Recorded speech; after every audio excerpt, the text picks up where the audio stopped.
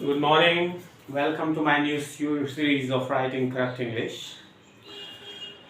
My dear, as I already told you, before building up a mansion of learning how to speak English, you must have some stuff in your mind. What is that stuff?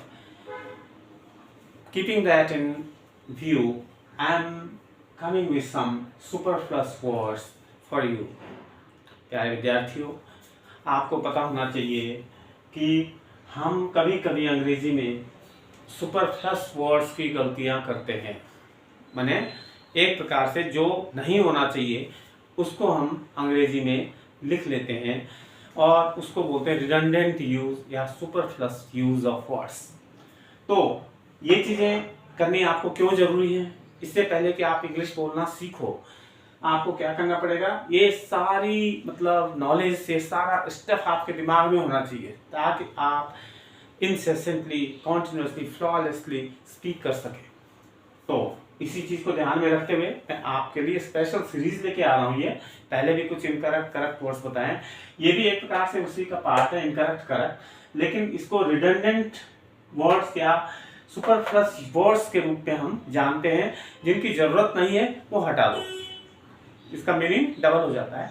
तो इस series में मैं 10 17 16 17 शब्द words लेके आया हूँ, फिर phrases लेके आया हूँ जो कि गलत हैं, हमें सही करना है। आप इसको समझेंगे और एक दो सीरीज अभी ऐसे और चलाऊंगा मैं, दूसरी क्लास में भी आपको दूंगा। तो फर्स्ट हमारे पास जो एक्सप्रेशन है, with tooth and nail, with all my energies, with all one's energies, right? तो टूथ एंड नेल का मतलब होता है जितनी ताकत आपके पास है वो लगा दो। मैं लड़ाई में अपनी सारी ताकत के साथ लड़ूंगा। I fight tooth and nail. तो यहाँ पे ध्यान में रखना, ये जो विद है ये सुपरफ्लस है, ये यूजलेस है, इसका कोई मतलब नहीं है। कभी भी आपको ये शब्द यूज करना है tooth and nail, I fight tooth and nail, ठीक है ना? मैं जी जान से लड़ूंगा, मतलब आई फाइट टूथ एंड नेल। तो यहाँ पे सही क्या है? Only tooth and nail. तो ध्यान में रखेंगे, इसके साथ विद कभी नहीं लगाए। उसी प्रकार से सेम दूसरा भी है, विद हार्ट एंड सोल, मन लगा के पूरी एनर्जी के साथ में जो भी आपके पास ताकत है काम करो। जैसे you should study heart and soul, लेकिन लोग हिंदी के हिसाब से ट्रांसलेशन कर लेते हैं जो कि एकदम गलत हो जाता है। लोग कहते हैं कहीं I do it with my heart and soul, that is absolutely wrong. Here you have to do only heart and soul. So this is correct, heart and soul. I think you get it. Now with black and blue, same चीज है, black and blue. जैसे कहीं चोट लग गई तो उस पर घाव पड़ जाते हैं, कुछ काले पड़ जाते हैं, कुछ नीले हो जाते हैं। उसी सेंस में ही beat him black and blue, बुरी तरह से मारना मतलब। तो यहाँ पे विद नहीं आएगा, ओनली ब्लैक एंड ब्लू लिखेंगे। तो आप देख रहे हैं यहाँ पे कहाँ पे विद नहीं आएगा, right? Then miles after miles, बहुत दूर तक, मतलब एक लंबी जर्नी हम कर रहे हैं, कंटिन्यू करते जा रहे हैं, कंटिन्यू करते जा रहे हैं, लॉन्ग वे टू ट्रैवल। तो यहाँ पे माइल्स नहीं आता कभी, ये ध्यान में रखना। हम केवल क्या लिखते हैं? Mile after mile.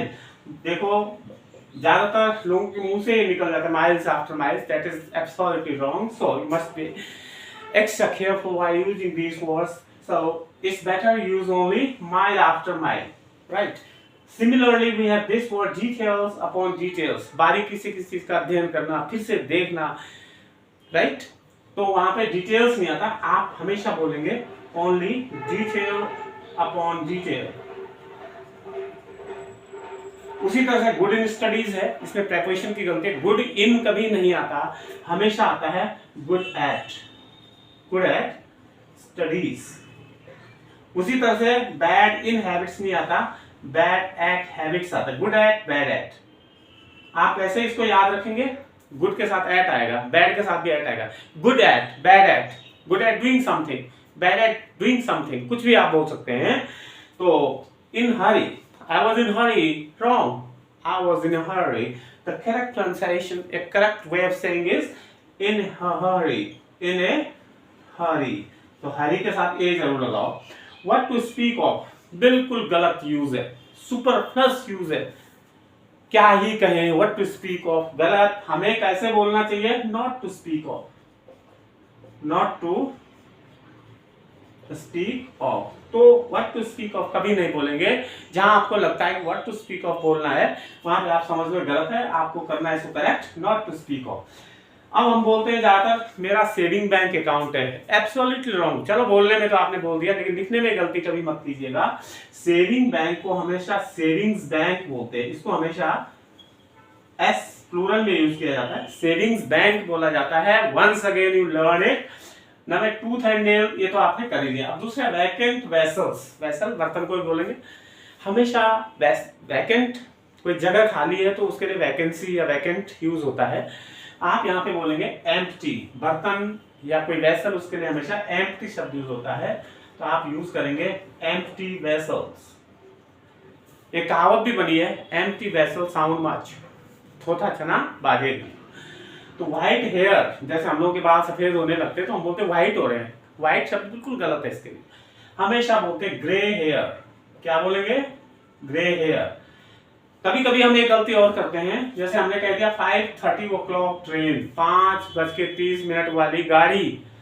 कितना गलत है ट्रांसलेशन के हिसाब से। May be it appears right, you find it very easy, but in fact this is wrong. You says you only say 5:30 train. हमेशा कभी भी ऐसा यूज करना है आपको, 5:30 वाली गाड़ी से जाऊंगा तो 5:30 train. Okay, I'll take 5:30 train. Naki, I will take 5:30 o'clock train. That is wrong. We only say 5:30 train. 10 बजे वाली गाड़ी। ओके, 10 o'clock ट्रेन बोलेंगे। Get that पर? अब आप इसको कमेंट्स में लिखेंगे 10 बजे वाली गाड़ी को क्या कहेंगे। Worth seeing site, worth seeing site गलत है। ए साइट वर्थ सीइंग, हमेशा ऐसे यूज करो इसको, a sight worth seeing.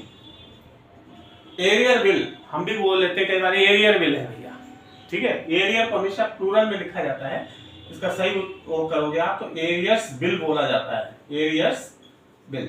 Custom duty, जो माल इंटरनेशनल बाहर से जो माल आता है इंटरनेशनल या जिसकी वो होती है क्या, उसे चार्जेस लगते हैं, उसको कस्टम्स कहा जाता है, कस्टम नहीं। तो कस्टम्स ड्यूटी लिखा जाता है, ये ध्यान में रखना। कस्टम ड्यूटी बिल्कुल गलत है। गिव एग्जामिनेशन गलत है, हमेशा टेक एग्जामिनेशन आता है।